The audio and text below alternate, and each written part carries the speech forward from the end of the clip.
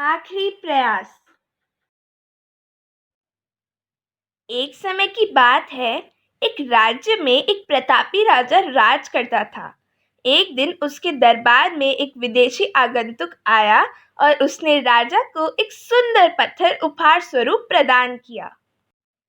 राजा वह पत्थर देख बहुत प्रसन्न हुआ। उसने उस पत्थर से भगवान विष्णु की प्रतिमा का निर्माण कर उसे राज्य के मंदिर में स्थापित करने का निर्णय लिया और प्रतिमा निर्माण का कार्य राज्य के महामंत्री को सौंप दिया। महामंत्री गांव के सर्वश्रेष्ठ मूर्तिकार के पास गया और उसे वह पत्थर देते हुए बोला, महाराज, मंदिर में भगवान विष्णु की प्रतिमा स्थापित करना चाहते हैं। 7 दिवस के भीतर इस पत्थर से भगवान विष्णु की प्रतिमा तैयार कर राजमहल पहुंचा देना। इसके लिए तुम्हें 50 स्वर्ण मुद्राएं दी जाएंगी। 50 स्वर्ण मुद्राओं की बात सुनकर मूर्तिकार खुश हो गया और महामंत्री के जाने के उपरांत प्रतिमा का निर्माण कार्य प्रारंभ करने के उद्देश्य से अपने औजार ले आया।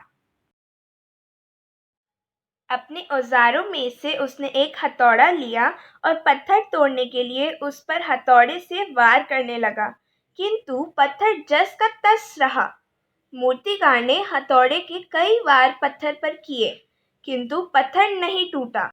50 बार प्रयास करने के उपरांत मूर्तिकार ने अंतिम बार प्रयास करने के उद्देश्य से हथौड़ा उठाया, किंतु यह सोचकर हथौड़े पर प्रहार करने के पूर्व ही उसने हाथ खींच लिया कि जब 50 बार वार करने से पत्थर नहीं टूटा तो अब क्या टूटेगा।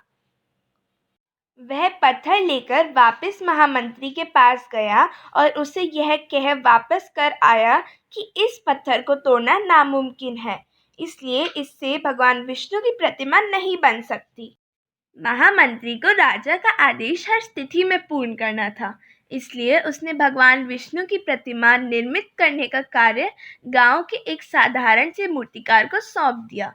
पत्थर लेकर मूर्तिकार ने महामंत्री के सामने ही उस पर हथौड़े से प्रहार किया और वह पत्थर एक बार में ही टूट गया। पत्थर टूटने के बाद मूर्तिकार प्रतिमा बनाने में जुट गया।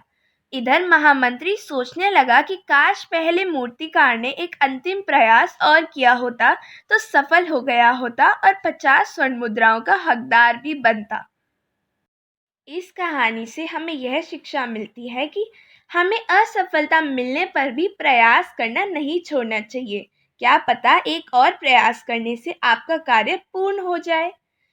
मैं आशा करती हूँ आपको हमारी कहानी पसंद आई होगी। हमारे चैनल को सब्सक्राइब करना ना भूलें, वीडियो को ज़रूर लाइक करें और शेयर भी करें। धन्यवाद।